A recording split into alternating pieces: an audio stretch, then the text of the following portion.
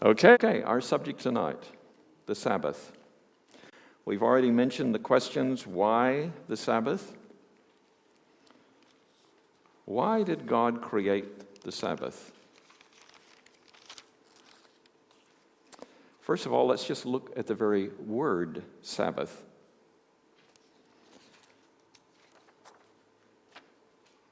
What is the very heart of the Sabbath? We've already mentioned this one before, but when you look at the word Sabbath, what's in the middle? If you take the S off and the H off, what do you have? The TH, what do you have? Abba. Abba.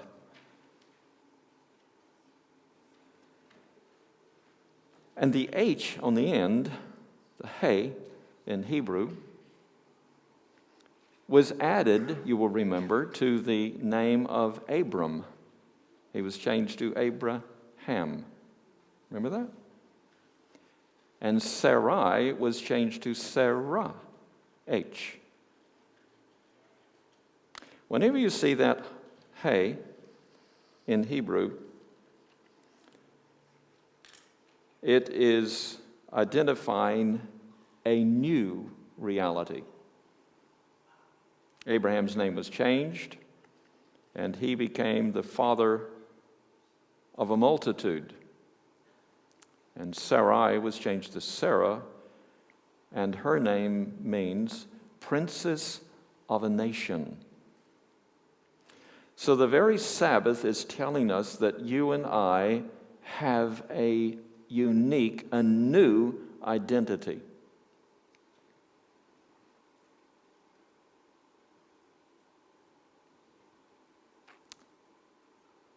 Why did Satan hate? Why does he hate the Sabbath? Because when God created this world, and he created Adam and Eve, and he gave them the Sabbath. That's what we want to explore tonight. He gave them the Sabbath, and the center of the Sabbath is what? Abba. God gave himself to Adam and Eve, and in giving himself to them, it changed their identity. Do you see that?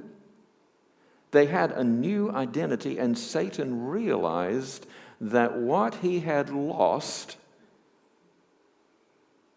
he was giving to Adam and Eve. And he hated them for it.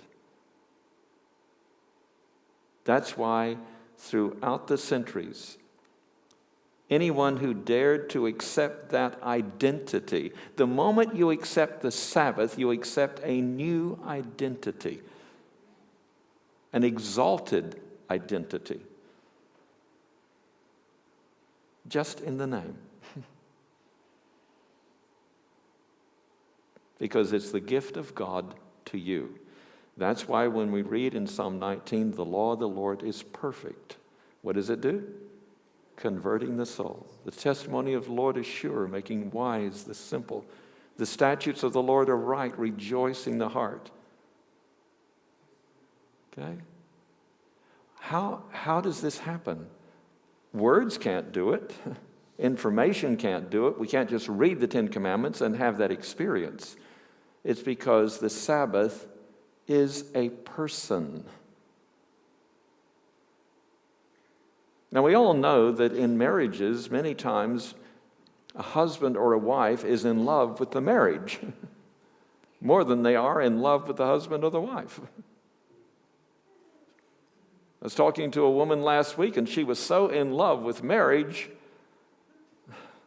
She was in love with marriage. She couldn't wait to be married. And realized that because she was so in love with marriage that she made the mistake in the man she chose. Can you imagine that? She just wanted to be married because there is a status, there is a privilege, there's perks that come with marriage. So the same is true with the Sabbath. Many people fall in love with the Sabbath, with the day of the Sabbath, and they're not in love with the Lord of the Sabbath. And therefore, it becomes just a routine. It's just something we do. We're married, we're in this relationship together, but there's no real fulfillment in it because we're so focused on the marriage that we really don't have time for the person. So we go to church. Call ourselves Seventh-day Adventists. By the way, do you know, I was just searching yesterday and discovered that there are 6 different branches of the Seventh-day Adventist Church. Do you know that? I didn't.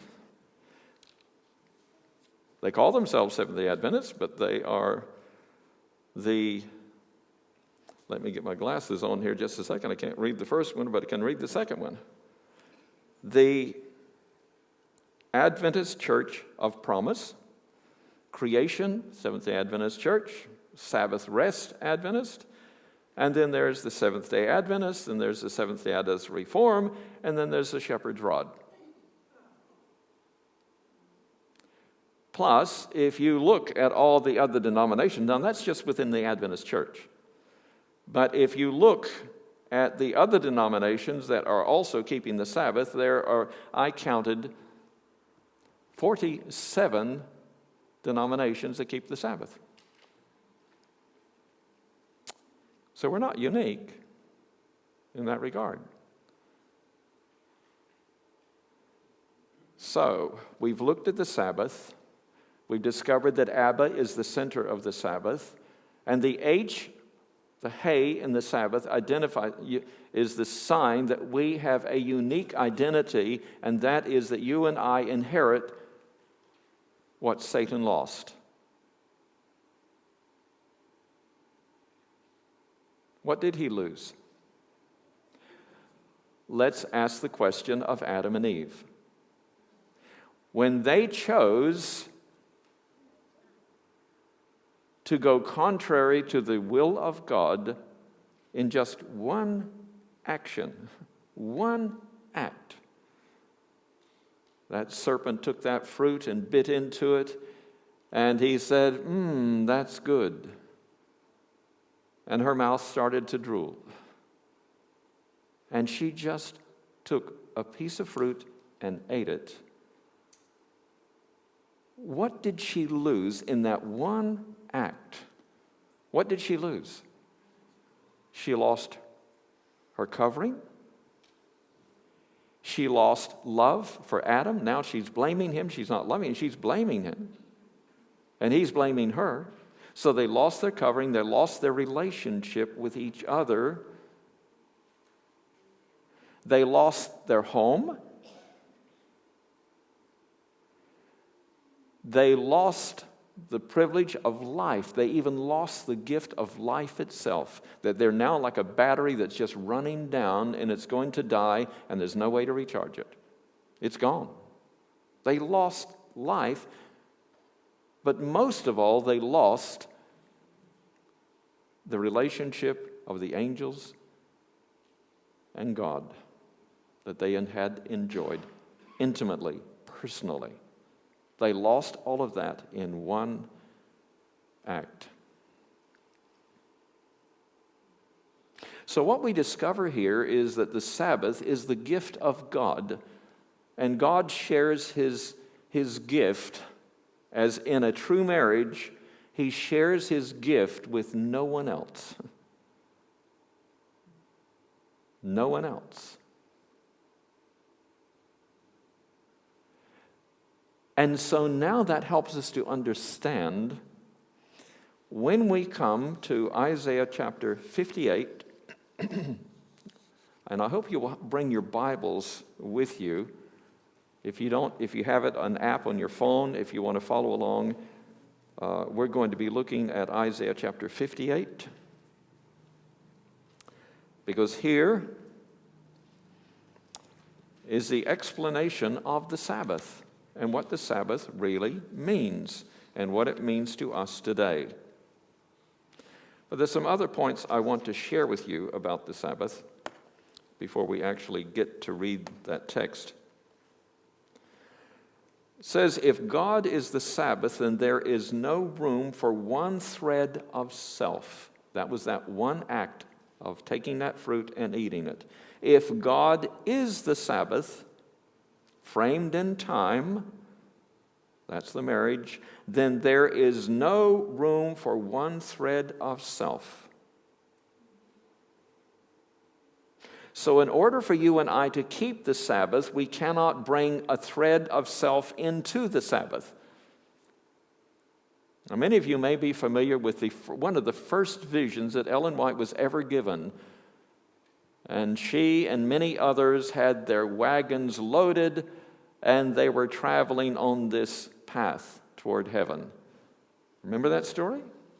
If you don't, I'd encourage you to go back and read it in early writings.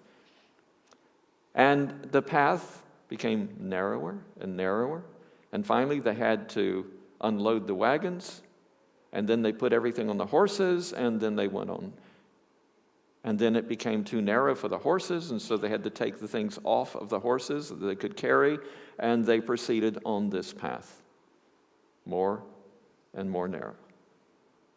As it went up this side of the mountain, and then as they went further, they couldn't carry the things that they had in their hands, and so they had to leave some of that. Then they took what they thought they really needed, and they proceeded on up this trail. Narrower and narrower.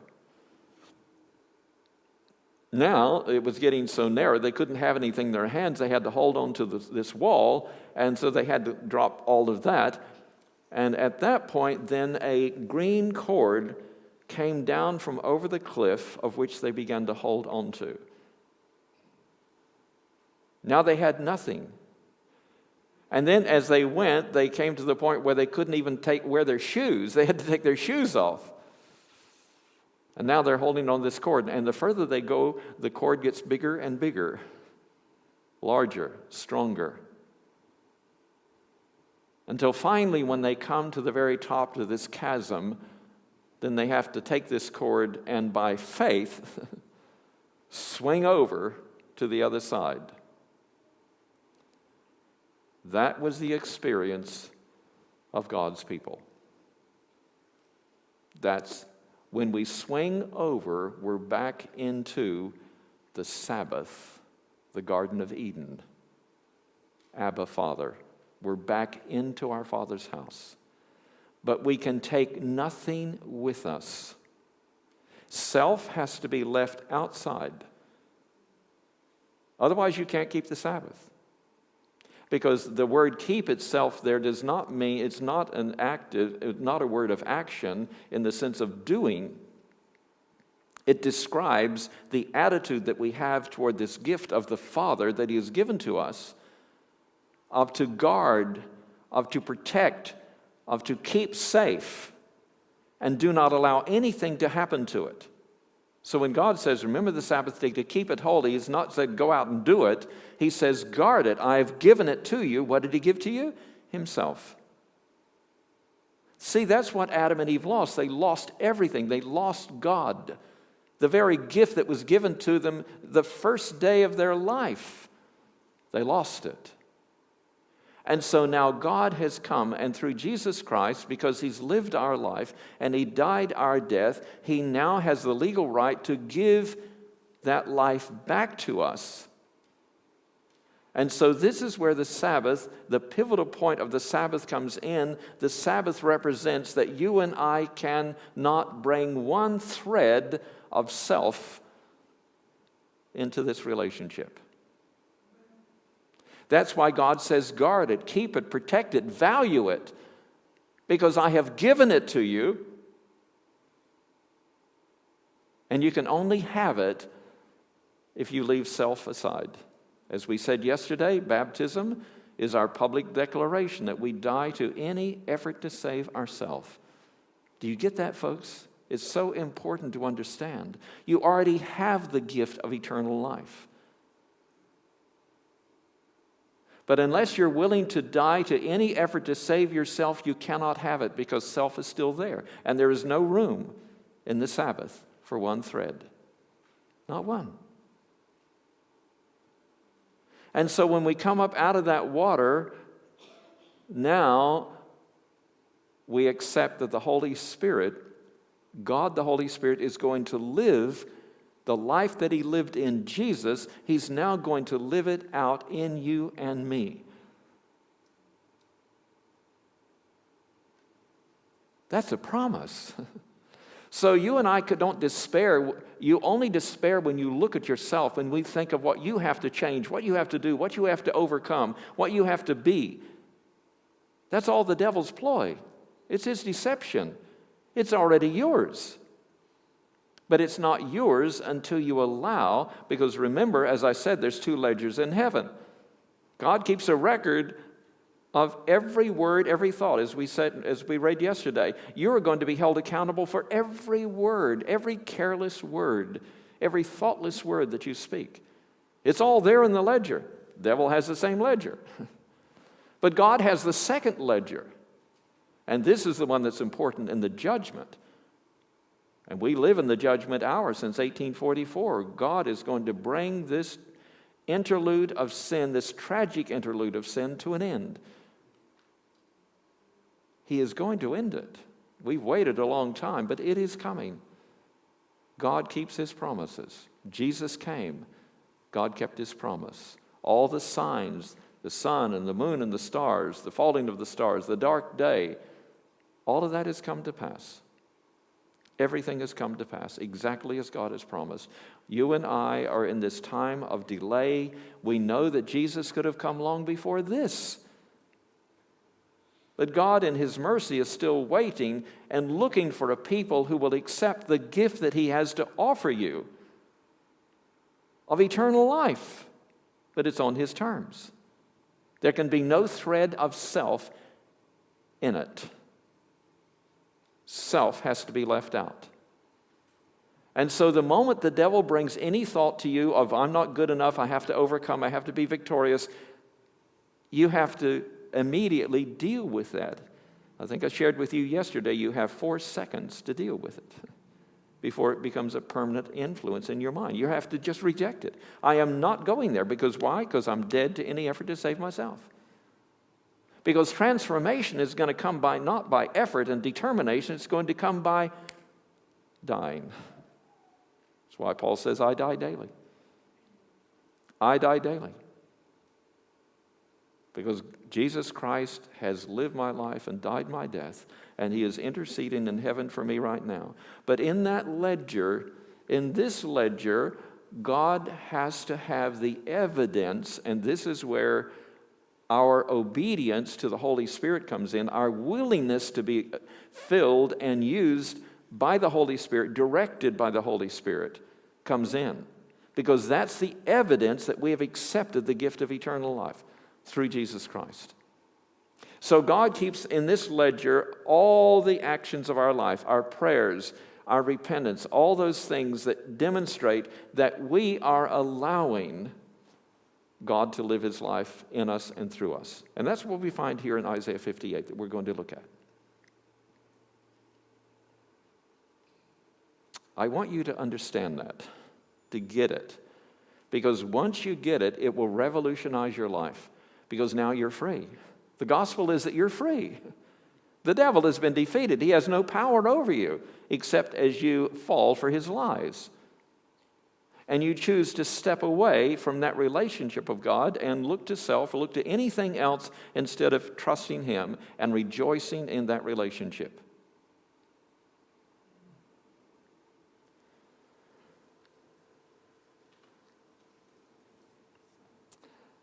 By the way, our concept of the Sabbath is that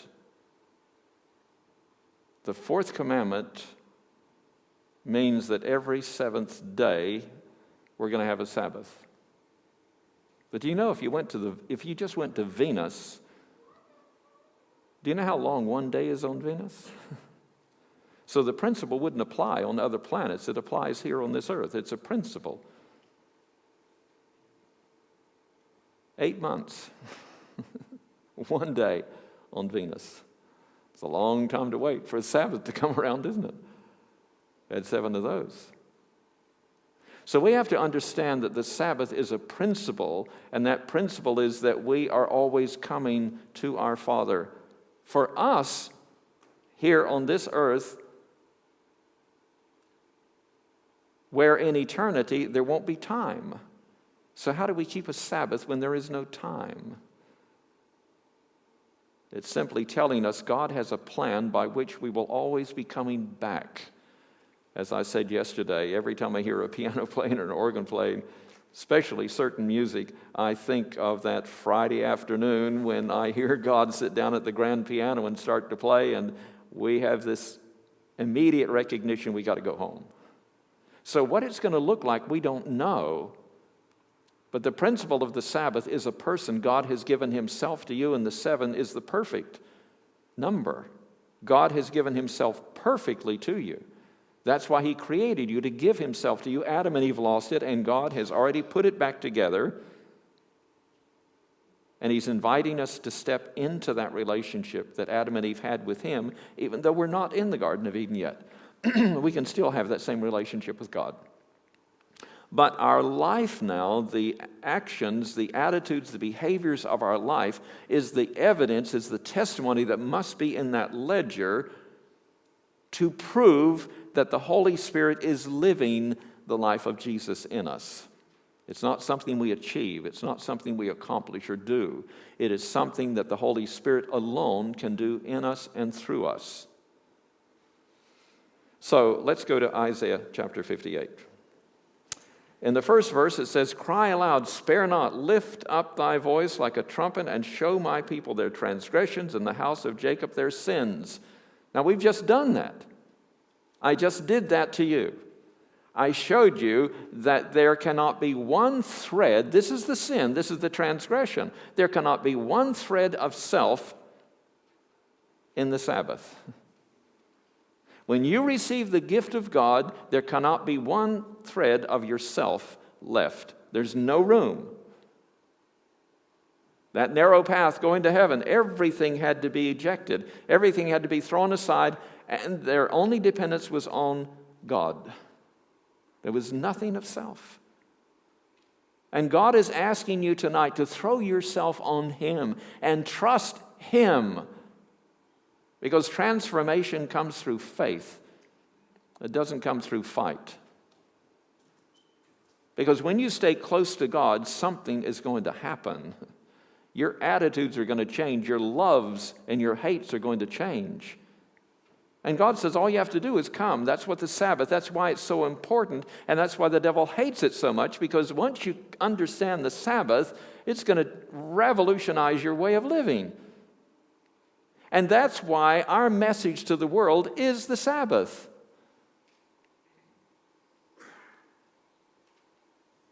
Not to fall in love with the day. The day is the marriage, but it's the person in the marriage. The day is there. It's set. We know what it is. We're not trying to move that. Because you and I, every Friday night when that sun goes down, we have to make a choice. That's why God didn't put it at midnight. You just sleep right into the Sabbath. But every Sabbath, when the sun sets, you have to make a decision to step into that time and leave everything else outside. Because God wants intimate time with you. And he wants you to demonstrate to the world that my life is found in him. I don't need anything else. You can take it all away, but you can't have him. He is everything. That's the purpose. That's why every Friday night we have to go through that action of demonstrating that this I choose, him alone. And so, cry aloud, spare not, lift up your voice like a trumpet, and show my people their transgressions and the house of Jacob their sins. Okay, we've done that. We can tick that one off. I've just told you. Let's go on. It says, "Yet they seek me daily and delight to know my ways as a nation that did righteousness and forsook not the ordinance of their God. They ask of me the ordinance of justice. They take delight in approaching to God." But there's a problem. Wherefore have we fasted, say they, and thou seest not? Wherefore have we afflicted our soul, and thou takest no knowledge? Behold, in the day of your fast ye find pleasure, and exact all your labors. So now we're fasting. In other words, it's outward. The fasting is an outward thing. We're doing it. We're keeping the Sabbath. Where it says, thou seest, wherefore have we afflicted our souls, and thou takest no knowledge. Behold, in the day of your fast ye find pleasure. What does it mean, you find pleasure? It means you find pleasure in what you do, in what you bring into the Sabbath. You feel good. I'm a good person. Isn't that what they say in Matthew 25? I fed the poor, clothed the naked. I visited those in prison. I'm having fun. I'm doing God's work. But he says it's your pleasure. It's your pleasure. But he goes on to tell us, behold, ye fast for strife and debate, and to smite with the fist of wickedness. Ye shall not fast as ye do this day, to make your voice to be heard on high. So these people are committed Christians. But it only leads to debate. Have you ever been in a church board meeting and people have differences of opinion? Yeah, we can. There's been strife and debate. There's all kind of issues that can go on. Yeah. Why? Because we keep the Sabbath day, but we don't keep the Lord of the Sabbath. Because when you are in a relationship with the Lord of the Sabbath, there is no strife, there is no debate. You have 1 Corinthians 13. That's what happens.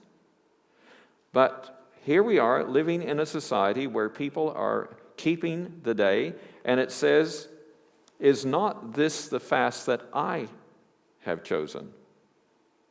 To loose the bands of wickedness, to undo the heavy burdens, and to let the oppressed go free, and that ye break every yoke.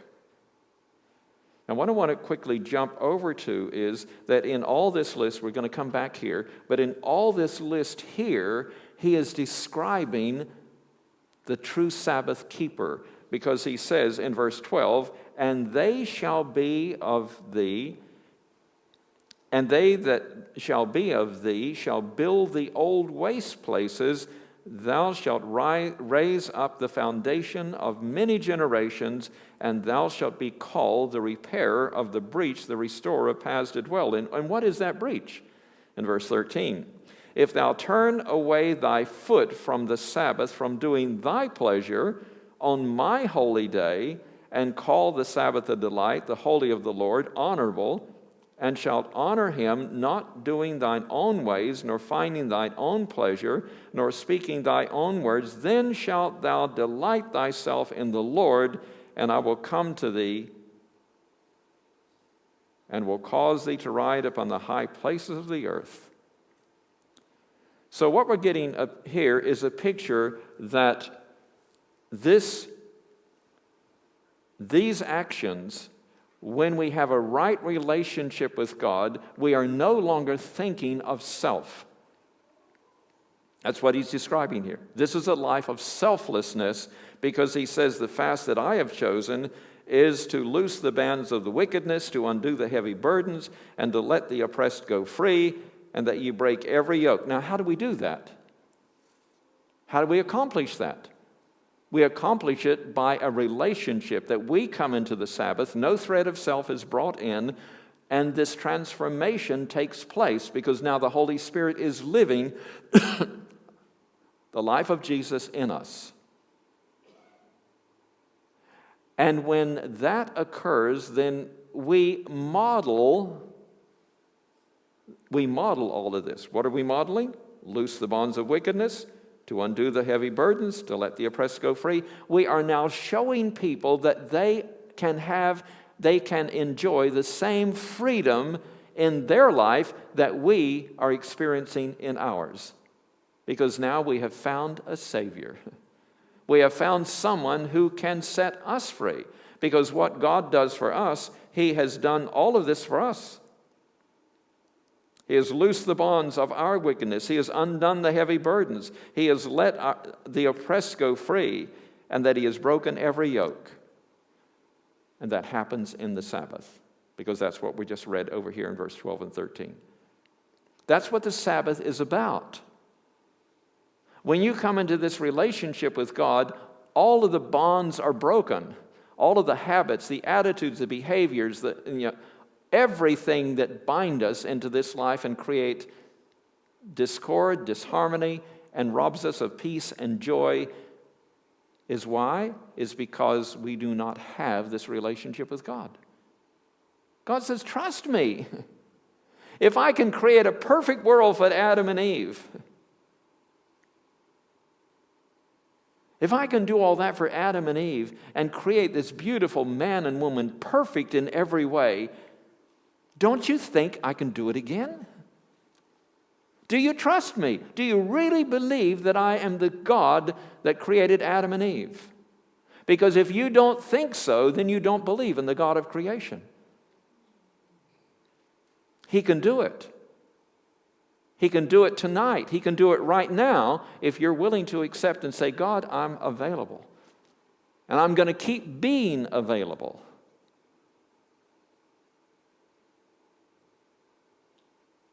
So our lives become a living testimony of the privileges and the blessings of the Sabbath.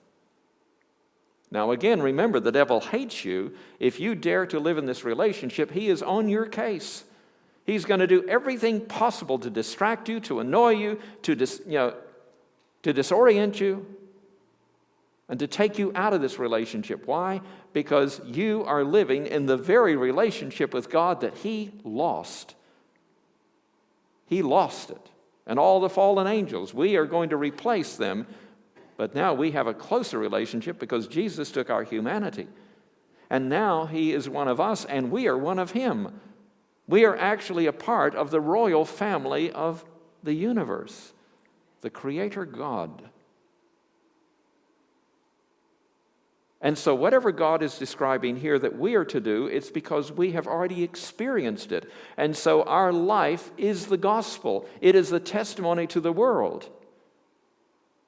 And then on this ledger over here, this is what's going to be demonstrated. Is it not to deal thy bread to the hungry, and that thou bring the poor, that they are cast out to thy house, when thou seest the naked, that thou coverest him, and that thou hide not thyself from thine own flesh? Is he just describing Dorcas? Is he describing Adra? No. That is a part of it. That is a part of it, but what is the message to the church of Laodicea? How does God describe Laodicea? Yeah, wretched, miserable, poor, blind, and naked. So within the church of Laodicea, you and I are that church. Within the church of Laodicea, there are people who are miserable, wretched, poor, blind, and naked, not in clothing,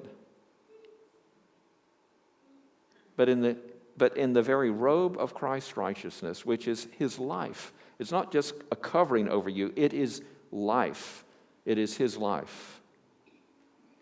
And people need to know that it's true, that it does really exist, but they can only know it if they see that it's for real. Because you can tell me, I have some potion, I have something here that I'm telling you, if you rub this on, it's going to do something. If you take this, it's going to do that. It's going to make your hair grow. And you're looking at me and you say, you're bald. Don't you use that stuff? Doesn't look like it's working on you. So it's the same way in the Christian life. People look at you and say, does it really work? Of course it works. And God wants you to be a part of that. That's what the Sabbath is all about. So you are going to bring that message, first of all, to the church. The church is in desperate need of knowing that they are free. They are set free. They no longer have to carry the burdens of sin, of guilt, of shame, of wretchedness, and any of its variations. You can have the joy of the Lord in your heart every day. It's not the giddy joy. It's the joy of knowing that I have a heavenly Father who is in control of my life. Whatever is happening, and I'm not going to whinge, I'm not going to complain, I'm not going to try and change anything because my Father is in total control of my life. Because there's no room for me in it. Because remember, God is living now in me and He's driving. I'm not. He is in charge.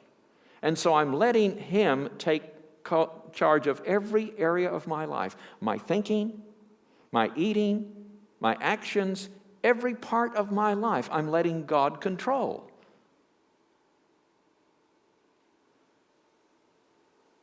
Going on, he says, verse 8, "Then shall thy light break forth as the morning, and thy health shall spring forth speedily, and thy righteousness shall go before thee. The glory of the Lord shall be thy reward. Thy light shall break forth as the morning," that's the sun, "and thine health shall spring forth speedily." Now this brings us to another point relative to the Sabbath. God says, "Thy light shall break forth in the morning, and thy health shall spring forth speedily, and thy righteousness shall go before thee." We were talking about yesterday, I believe yesterday or Friday evening, I'm not sure, but we were talking about what we have done as Seventh-day Adventists to the law of God. We have adulterated it, we have corrupted it, we have changed it, we have altered it. You may not think so. I'm going to show you exactly what we've done that's relevant to this particular point right here. When you and I separate the moral law from the natural law, and we call this sin, and we call that sickness, we have just done what the Catholics did in changing Saturday to Sunday. They changed one part of the law, we changed the other. So we no longer accept that what we read here, "Then shall thy light break forth as the morning, and thine health shall spring forth speedily." And we've already referred previously, what does Scripture say? "Brethren, I wish above all things that thou wouldst prosper and be in health, even as thy soul prospereth." Because your physical health always has a powerful influence upon your spiritual health. You cannot be sick in the sense of violating the laws of health. Now, some may be sick because of other causes of which they have no control. We're not referring to that. But any violation of the natural law that God has given to us is a violation of the moral law, because our body is His temple. And there's no room for our opinion, our decisions, our desires, our wishes, our whatever. Because God determined that we will be as perfectly healthy physically as we are spiritually, and He wants us to step into that. It should be a rare event whenever we are up here and we are praying for people and we have to pray for the sick. There shouldn't be. Shouldn't exist. Because God's gift to us is health. As thy soul prospers, so our body is to be physically healthy. Now that takes a discipline. It takes a determination to say, "Lord, it's your will, it's not my will." And why do we find in Revelation 12:17, it says, "Here they that keep the commandments of God and do what? And have the testimony of Jesus," and the testimony of Jesus is, Revelation 19:10, the spirit of prophecy. Why? is because, as we've already looked at, God started with a man, Abraham. He then went to a family, Jacob. He then went to a nation, Israel. And then he has finally come to Seventh-day Adventists internationally. Because we are that generation, we are those people who are the called out ones to demonstrate to the world the Sabbath. We're to be a living demonstration of what the Sabbath really means by our very life. First of all, the testimony is to go to the church, and then when the outpouring of the Holy Spirit comes in its fullness in the loud cry, God is going to lift us up before the entire world, physically healthy, spiritually perfect. And the world will see what freedom really looks like. We're faced with death, and yet we're free. We are not fearful. There's no fear. Perfect love casts out all fear. Why? Because we have given ourselves to God, and He is our reward. He is our guard. He is our protector. So I hope that you're getting a vision of the true meaning of the Sabbath. That's not just a day, and we're fighting for today, the seventh day versus the eighth day, the first day. You know, you speak to most Protestants, and they will refer to the Sabbath as, well, every day is the Sabbath. Well, every day is a Sabbath. It's not the Sabbath, but it is a Sabbath because we're in this relationship with God. Oh, so you can worship on any day. Doesn't really matter. We worship on Sunday because it's honoring the resurrection. But you will never find a Catholic saying that. Why? Because Sunday is Satan's day. And he intended to have an eternal kingdom. And if you'll notice the number 8, we refer to the eighth day, the resurrection, as the number 8. That's always the number of resurrection. We refer to Sunday as the eighth day. You'll notice that the eighth day is a sign of eternity. The devil loves that day.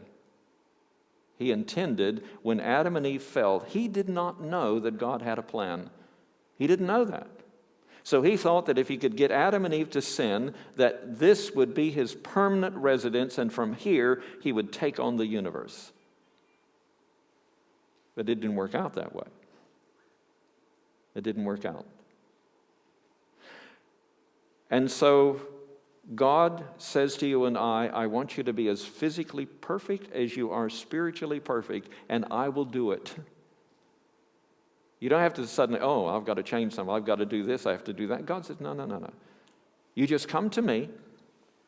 And the reason I referred to the Revelation 12:17, here they keep the commandments of God and have the testimony of Jesus, is because in this generation, in the Seventh-day Adventists that He has called out, God has now raised the bar.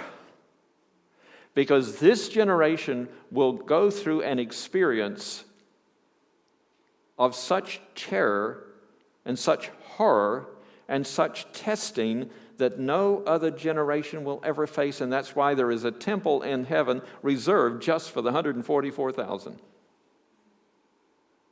You can't imagine the horror that's coming, folks, and we need Jesus. We need confidence in Jesus as never before. But when He says, here they that keep the commandments of God and have the testimony of Jesus. Now, my role is I'm no longer your friend. I'm no longer your pastor. I am your coach. Now, when you have a coach and that coach is preparing someone for the Olympics, do they just let them get by and have easy exercises? And what do? They push them to the limit. They make sure that they're not eating anything, they're not drinking anything, they're not doing anything that's going to minimize or in any way impinge upon their perfect performance. Is that right? Okay. So in the commandments of God, in the commandments of God, we have the broad principles. But remember now, we're the last generation. And so God has given us, as a coach now, if I can refer to Ellen White as a coach, God has, through Ellen White, given us details now about the lifestyle, about what we should eat and drink, everything about our physiology, so that we may be as perfectly physically as we are spiritually, and it cuts into our habits, our lifestyle. When God says, I'm going to throw something out. You can't, I can say anything to you folks because you can't fire me. I can say it to you. But I'm your coach. And I'm going to tell you that what you eat and what you drink makes a difference in your life. It makes a world of difference in your life. And when you justify things, and I'm going to bring something specifically, I'm not hitting at it, and if it hurts you, then you'll have to take that up with God. Because if I say something to you and you get offended, you're not offended at me. You're just not in harmony with the will of God. Because if you're not guilty, you're not going to feel guilty. But God says tea and coffee, drinking and alcohol and smoking and cigarettes is a sin. It's a sin. And I have a quote. I don't know whether it's available tonight or not, whether we have it, but I'm going to share with you why that is important. And it's not focusing on that. It's the point is that the association that it has, and God is preparing a people to stand through something. And God says, if you do that, it's going to affect your spiritual perception. And I'm not interested in the tea and coffee and the alcohol or the cigarettes. I'm interested in what it does to you. And if you are making a decision that you are going to spend eternity with God, if you allow that in your life, you're not going to be there. God said, you can't do that. Because you're going to jeopardize your spiritual perception, because you're doing what you want, because you're following your emotions and your desires and your taste, and that's not a part of my kingdom. It's my way or no way. My way or no way. That's what we saw in the Garden of Eden. If you think God is particular, He is particular, because sin destroys. Sin will keep you out of the kingdom. Any thread of self, that's what sin is. Any thread of self is going to keep you out of the kingdom. So you can come to church and you can be these people here in Isaiah 58. Doing all the right things. But you're lost. Because you must understand the Sabbath. The reason the devil hates the Sabbath is because there are a people, he didn't repent. He knew that he was wrong. But he refused to repent. But now here are a people who are willing to repent, who are willing to confess, who are willing to forsake and say, God, if that's your will, may it be done. And he hates that. Because he could have done it. He could have confessed. He could have been restored. But he was too stubborn. Don't be stubborn. Don't stubbornly resist because you just like it, you want it, and most everybody else is doing it. God says, don't. Don't jeopardize eternity for anything. For any person, for any indulgence of diet, whatever. God says, don't do it. It's just you and me. That's what the Sabbath is all about. And the Sabbath is the character of God. So now you and I are healing this breach in the law. Because remember, as Seventh-day Adventists, we have divided the natural law from the moral law. There is a breach that we have created. He's talking to us. He's not talking to the world. He's talking to you and I as Seventh-day Adventists. There is a breach in the law. Because the devil doesn't want you to know that your physical health is going to keep you out of the kingdom if you jeopardize it by doing your own thing. He doesn't want you to know that. It doesn't really matter. I mean, if we get sick, if we go, I'll pray for you. No. You cannot separate the moral and the natural law. They are inseparable. And most people have never seen that. They compromise. They think it really doesn't matter. But it'll keep you out of the kingdom. These are God's standards, not mine. They're God's. They stood for Adam and Eve in the Garden of Eden. They still stand today. God says, don't touch it. Don't go near it. Don't do that. And so we are called to be those repairers of the breach. We are called to be a testimony to our church of what it's like to be true Sabbath keepers. Those who guard, who protect, who value, who cherish the gift that God has given to us in the Sabbath, the Abba Father. So I hope tonight that it has opened your eyes,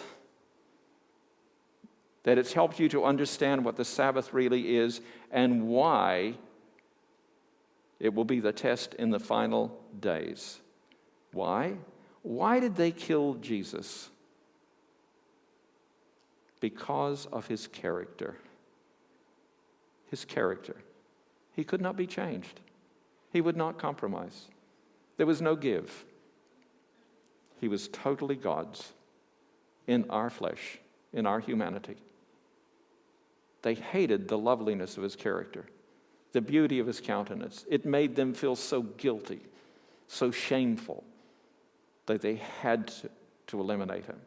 And that is what's going to happen with you and I. As God brings us up before the world sees something. Remember, there are people out there, millions of people out there, who are yet looking at that very hour before probation finally closes, who are looking. The Holy Spirit has been working in their hearts, in their lives, and they have been following that. But they haven't been exposed to the real truth. But the truth of the Sabbath, remember, not the Sabbath of the day, it's the Sabbath of character. It is the day, but it's the Sabbath of character that is going to be manifest to the world. And when the world sees the character of God in you and I, they will make their choice. The multitudes will hate you, but the millions will step across the aisle, and they will lay their life down if that's what it takes to be a part of God's family. That's our privilege. Are you prepared to step into that role tonight and to be that model, to be that example to your church? Are you preparing for this relationship with God so that when that day comes, and it's coming with blinding speed, we don't know when it's coming, but it's sooner than you think, and God is going to suddenly raise you up so that you must know that there is nothing in your heart that has not been dealt with. As I've said before, if there is anything in your life, is there any broken relationship, if there is something you've stolen, a lie that you have told, anything that you have done that you know that you have not dealt with and made it right, don't let another day pass. Don't let another day pass, because you will never be in the kingdom of God holding on to something that you were too stubborn, or you were too embarrassed, or you're too ashamed to admit it and release it. What are you going to do? What are you going to do with the Sabbath? We know what God has done. Now it's your turn. It's your turn. Father in heaven, we thank you. We thank you for this marvelous gift, that we are free. The burdens have rolled away. All our efforts are gone. We are yours. You have already lived our life. You've died our death. And may we have not allow the devil one thought to linger in our mind about our unworthiness, the changes that need to take place in our lives. But we come to you, Lord, knowing that you are sufficient, that if we just come to you, there is power in your presence. There is power as we come to you through your word, as we come to you through prayer, that will transform our lives, and that the world will know what the Sabbath looks like. May every one of us make that decision tonight. Those who are watching on the television, on the internet, that you too will make that choice, that decision. In Jesus' name, amen.